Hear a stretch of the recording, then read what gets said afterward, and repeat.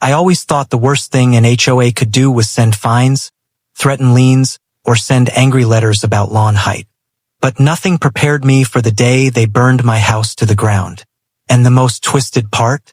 They stood there and watched it burn. Started a week earlier when I decided to finally push back.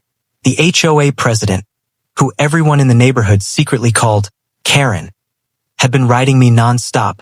First it was my driveway color, then my shutters, then the height of my hedges. Then she tried to fine me for non-standard flower species, which I didn't even know was a real thing. But what really broke me was the night she came to my door with a clipboard, flashing a smug smile like she owned the street. She told me the board had voted unanimously to initiate forced compliance proceedings, whatever that meant. I told her I wasn't dealing with her anymore and closed the door. That was it. That's all it took. You don't slam a door on a power-hungry tyrant without consequences.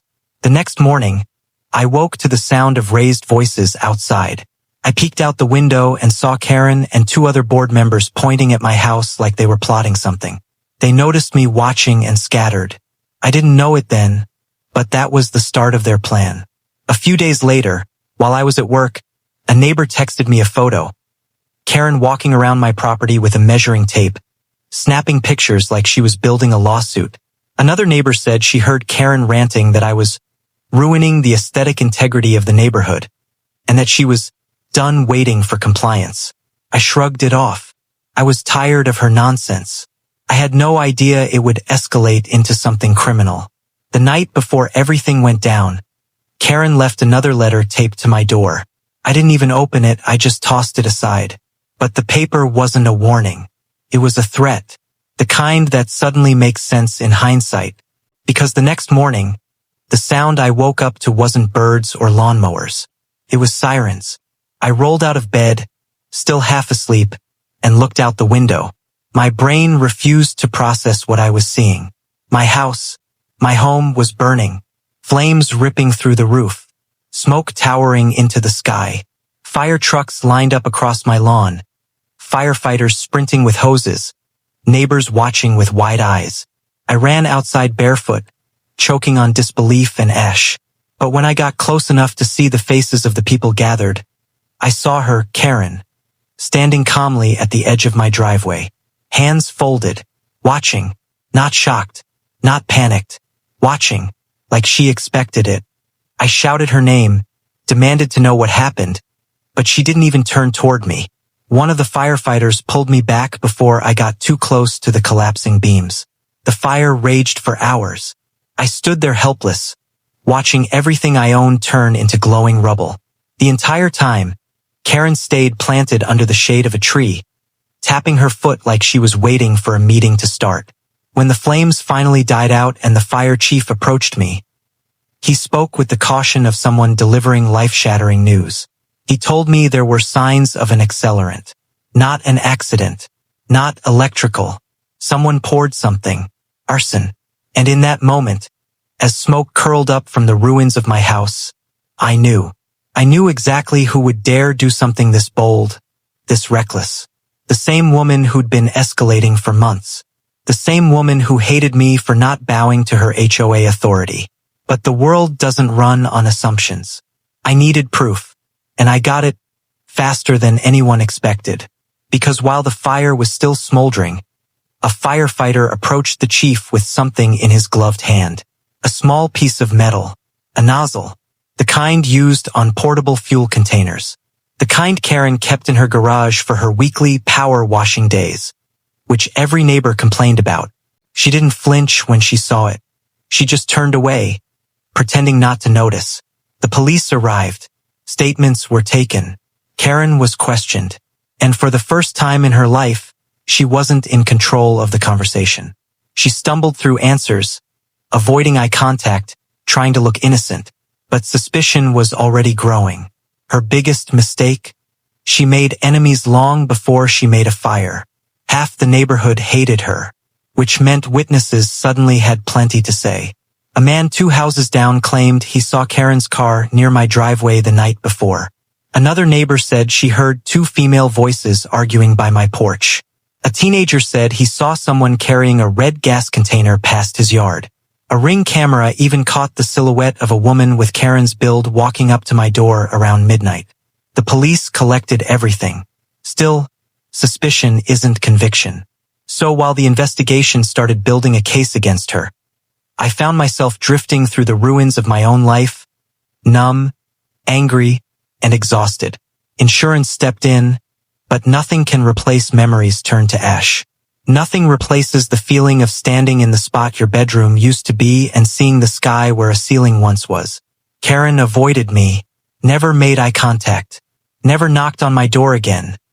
Not that I had a door left to knock on, but she still walked around like she hadn't destroyed everything I owned. The HOA board whispered nervously around her, unsure if they should distance themselves or stand by her. Then a week later, the unimaginable happened. A letter arrived, a court summons. Not just any courtroom, my courtroom, because Karen didn't know I wasn't just some homeowner she could bully. She didn't know I wasn't just some quiet resident minding his business.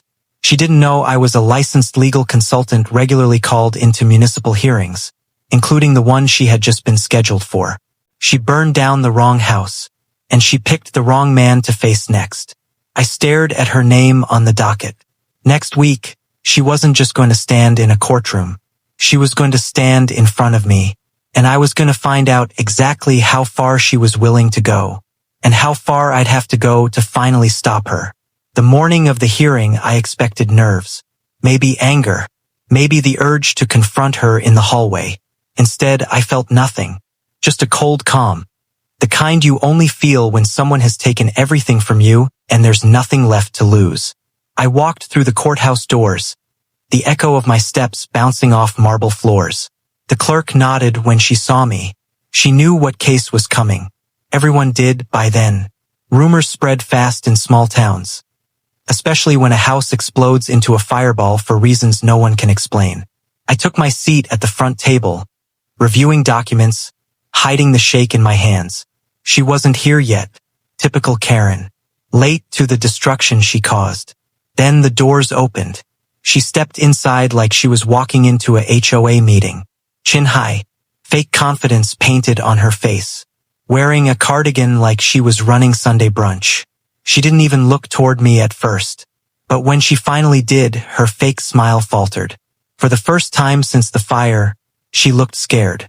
Not enough, though. Not yet.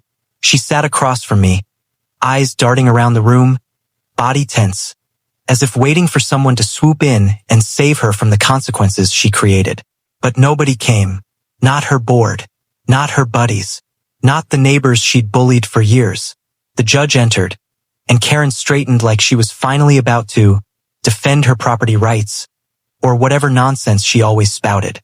The hearing wasn't about the fire. Not yet. This was about her long-standing abuse of power as HOA president. Dozens of complaints from residents. And the city wanted oversight.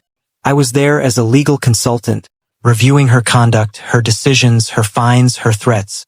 She had no idea the fire case was moving in parallel.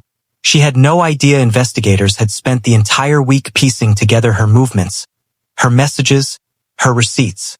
But that knowledge sat in my chest, burning hotter than the flames that took my home. The hearing began. Karen tried to speak with authority, but her voice wobbled. She denied wrongdoing. She blamed residents. She called every complaint exaggerated. When evidence was shown, she claimed it was taken out of context. When neighbors gave statements, she accused them of personal vendettas. She had an excuse for everything, until the judge asked the one question she wasn't prepared for.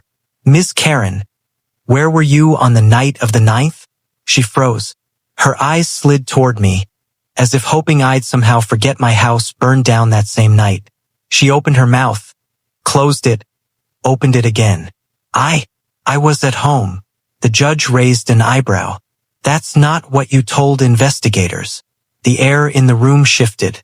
Karen's face drained of color. The judge continued, pulling out a folder. This is a sworn statement from a neighbor who saw your car near the victim's property. And this, he lifted another page.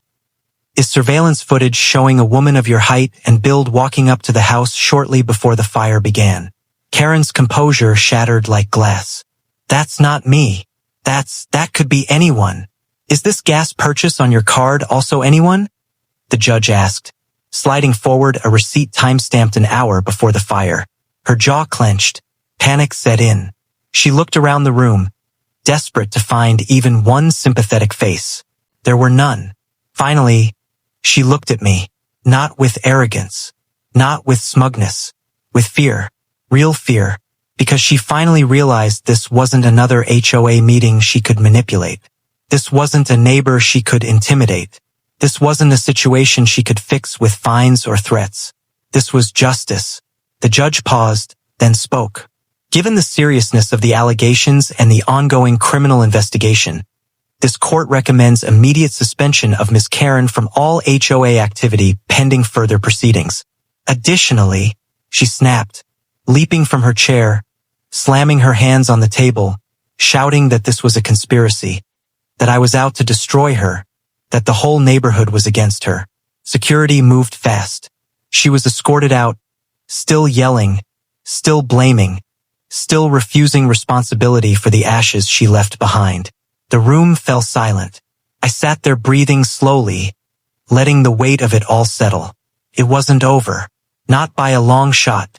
But for the first time since the fire, I felt something I hadn't felt in weeks. Relief. Because Karen wasn't just exposed. She was falling. And soon she'd answer for everything. A week later, the final piece arrived. The forensic report.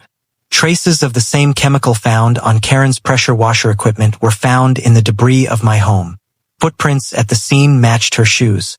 Her phone pinged near my address minutes before the flames erupted. It was over. The police arrived at her house the same afternoon. Neighbors watched from windows as Karen tried to argue her way out of handcuffs, insisting the evidence was planted, that she was being framed, that the HOA knew more than anyone else. But the truth was simple. She burned the wrong house. She picked the wrong person. And she finally learned what happens when someone who thinks they run the neighborhood tries to destroy the life of someone who actually knows the law. I stood across the street, watching as she was driven away. A new foundation was being poured where my house once stood. But for the first time since the fire, I felt like I could breathe again. Because justice wasn't just coming. It had arrived.